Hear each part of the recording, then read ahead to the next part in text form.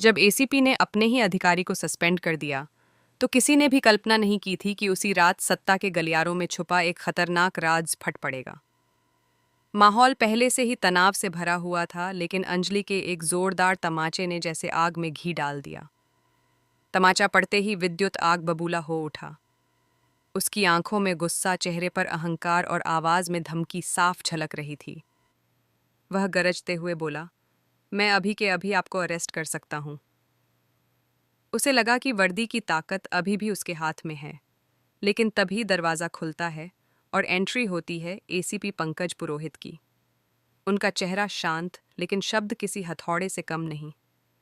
उन्होंने बस एक लाइन में पूरा खेल पलट दिया। तुम कुछ नहीं कर सकते विद्युत, क्योंकि तुम सस्पेंड हो चुके हो। यह रहा तुम्हारा सस्पेंशन ऑर्डर।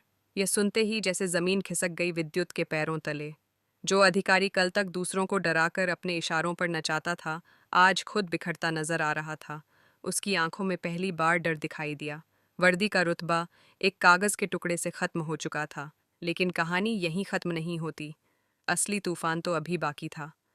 गिन्नी मजूमदार, जो अब तक पर्दे के पीछे से खेल खेल रही थी, उसने ऐसा दांव चला जिसकी किसी को उम्मीद नहीं थी। उसने विद्युत पर गोली चलवा दी। अचानक चली गोलियों से पूरा माहौल दहशत में बदल गया। विद्युत लहूलुहान होकर जमीन पर गिर पड़ा। मौत से जूझते हुए उसकी सांसें टूट टूट कर चल रही थीं। उसी वक्त एंट्री होती है वेद की।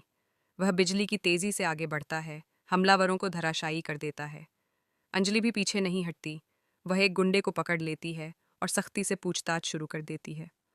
उधर गिन्नी अपने प्लान की पुष्टि करने के लिए फ़ोन करती है, लेकिन फ़ोन उठाता है वेद। वह ठंडे लहजे में कहता है, काम हो गया, विद्युत मर गया। यह सुनते ही गिन्नी के चेहरे पर एक खतरनाक मुस्कान उभरती है, लेकिन असली सवाल अब भी हवा में तैर रहा है। क्या सच में विद्युत खत्म हो गया, या यह किसी बड़े खेल की शुरुआत है? दूसरी तरफ मंत्री धर्मराजा ओझा अपनी सारी हदें पार करते नजर आते हैं। सत्ता का नशा उनकी जुबान और हरकतों में साफ दिखाई देता है। महक को उनके सामने ड्रिंक सर्व करने का आदेश दिया जाता है, मानो वह कोई इंसान नहीं, बल्कि एक वस्तु हो। युवराज को सिर्फ अपनी करोड़ों की डील की चिंता है। उसे न पत्नी की इज्जत की परवाह है, न सच की। लेकिन महक की सास एक माँ बनकर खड़ी हो जाती है। वह साफ शब्दों में कहती है, वो ठाकुर परिवार की बहू है। यह सिर्फ एक पहचान नहीं, बल्कि सम्मान की बात थी। मगर मंत्री की सोच कितनी गिर चुकी है, यह उसके अगले शब्दों से साफ हो जाता है। ऐसी कितनों की बहू को नचा चुके हैं हम, गिनती भी भूल गए। कमरे में सन्नाटा छा जाता है, लेकिन इस बार सामने महक है। वह चुप रहने वालों में से नहीं। उसकी आंखों में आंसू नहीं, आग है। वह मंत्री को सीधी चेतावनी देती है, अगर मैंने मुंह खोला तो आपकी गद्दी चली जाएगी। मंत्री अपनी ताकत का रौब दिखाने की कोशिश करता है, लेकिन महक का जवाब और भी भारी पड़ता है। ऊपर वाले की ताकत देखिए, जब वो मारता है तो आवाज भी नहीं निकलती। उधर अस्पताल में एसीपी पंकज खुद पहरा दे रहे हैं। उन्हें अंदेशा है कि यह हमला सिर्फ शुरुआत है। मंत्री और गिन्नी दोनों मिलकर नई साजिश रच रहे हैं। उनका लक्ष्य साफ है, या तो सच को हमेशा के लिए दबा दो, या उसे बोलने वालों को खत्म कर दो। युवराज अब दो तरफा दबाव में है। एक तरफ घायल विद्युत, जो अगर बच गया तो सब कुछ उगल सकता है। दूसरी तरफ महक, जो अब डरने वाली नहीं।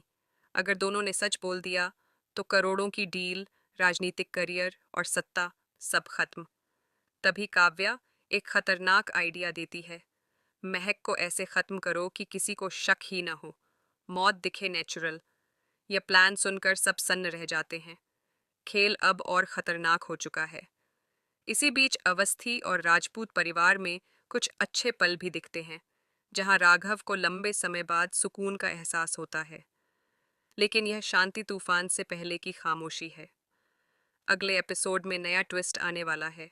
अंजलि अब उस शख्स की गवाही लेने वाली है जिसने पहले भी मंत्री के खिलाफ सबूत दिए थे, दीपिका शर्मा। वह फोन मिलाती है। सवाल यह है, क्या दीपिका इस बार भी सच